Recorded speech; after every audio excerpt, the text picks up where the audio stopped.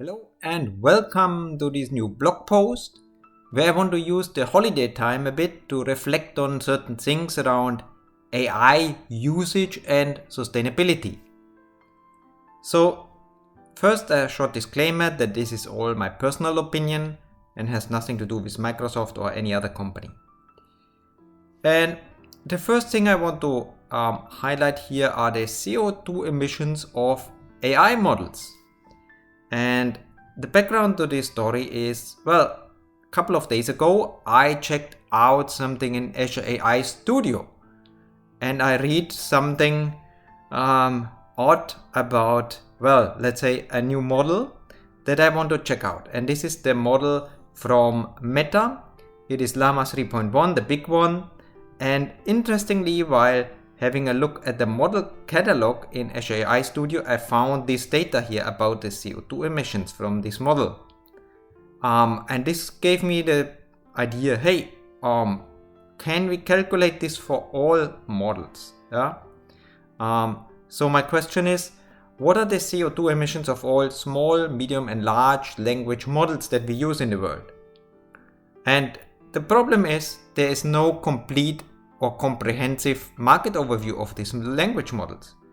So what can we use? Well, of course, we can use estimates and make, well, rather conservative assumptions to see what is the outcome. And what did I use? Well, I started in Azure AI Studio. That's where I started. So in Azure AI Studio, I found here we have more than 1,700 models available. But then I noticed Hugging Face has more than 1,500 of them. So I said, hey, let's exclude that because this might be deviations of the others, which leaves me around 170 individual models.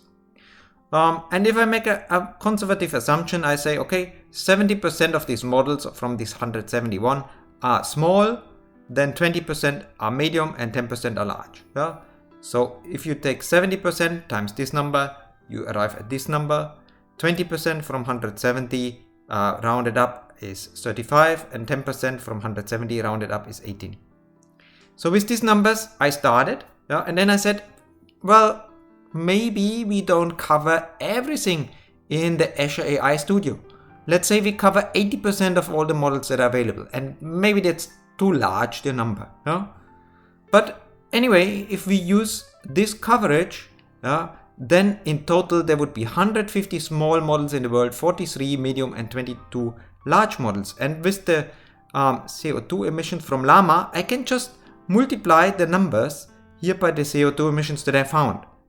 So 150, 43 and 22 times the emissions that we just saw from the Llama 3. This gives these total emissions, and these are tons.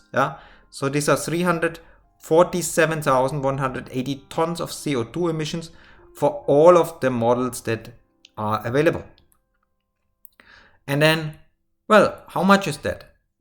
And well, I checked something in the internet and I found, hey, this country, Guinea, has around 2 million people and they use a similar quantity of CO2 emissions. Or in French Guiana, where the living standard is probably a bit higher, they have only 300,000 people, they have the same emissions. And in Bermudas, where the living standard is even higher, they have the same emissions, similar to this one. But then I said, hey, wow, this sounds impressive, but is this realistic? Let's wait a minute and check out whether these calculations are reliable and stable. So what did I do? Well, I did some simulations. I changed the distribution, the coverage in Azure. I said, what happens if we have only 50% of the emissions reported for Llama 3 models, or what happens if we have under 25%? And you see, all of the numbers are in kind of same range, only if I have a very low emission. So if I take 50% of the emissions, I'm a bit lower. But still, that sounds not wrong what I'm doing with the calculations. And then I checked, hey, what do other people say? And the first thing is I found an article from 2019 where they calculated for a model with 230 million parameters, 330 tons of CO2 emissions. Well, the current model of Llama 3 has 8 billion parameters and issues these. Yeah, but you have to remember that this is always almost a 5-year time gap between this, so it seems realistic. Then I had a look at this paper, and here you see that for GPT-3 they calculated more than 500 tons of CO2 emissions, which is also in range with the small Llama 3 model. And then I found here another article that says, hey, if you make these calculations, always take technical advances into consideration. So in conclusion, I would say the numbers are realistic, and of course we need to see how the technique evolves over time. And associated with Germany, my home country, the energy consumption of all of these models is approximately comparable to what a German city with 50,000 inhabitants needs a full year.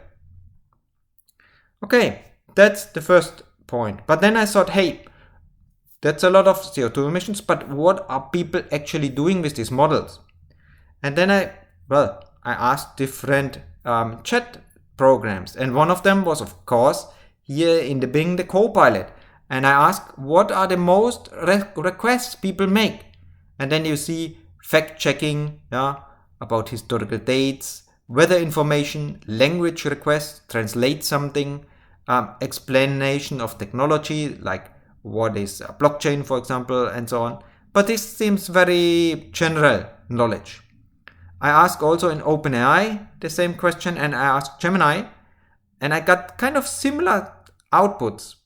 And this was astonishing for me, because my expectation was that these highly sophisticated models would be used to invent something new, to bring something, a breakthrough for mankind, to develop new products, to develop new medicine or something.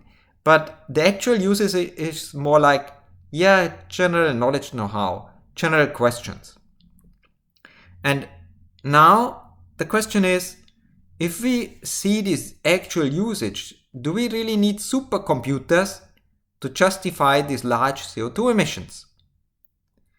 And well, there are a couple of things to consider. First thing is, of course, if we look from a corporate perspective, then these direct emissions that you have from these models, they might be justified. Why? Because you can use them to reduce inefficiencies, automate processes, learn something, accelerate processes, give customers faster feedback, which reduces emissions somewhere else in your supply chain. No? So this might be sufficient. I don't have data for that. Nobody has data for that probably, but it might be a logical argument.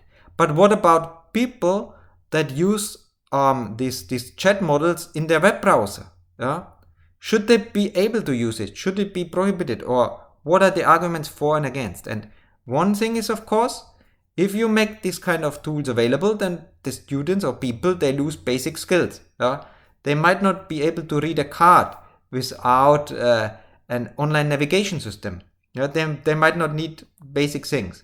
Then people abuse it. Yeah? Somebody might know or have heard about shock calls for elderly people that are used to cheat them. Yeah? And those tools are used for that. And then the question is this high CO2 emissions justified if we see the actual usage? On the other hand side, democratizing the technology, that's an important point. If we say we don't want to make these models available for everybody, then maybe people in remote areas, Africa, Asia, America, doesn't matter where, they might not be able to learn the same and develop in the same way as other countries or people do. So there are arguments for and against. And what I would like to ask you is, what do you think? What is your opinion about this? AI models, their CO2 emissions, how will it evolve over time? Will this concern about the CO2 emissions probably go because technology advances very fast? So what is your opinion? Would be great if you can share it in comments or send me some messages as usual. That's all what I want to share for reflection. And as usual, if you have questions or comments, put it in the comment section or send me an email. Thanks for watching and listening, and then till next time.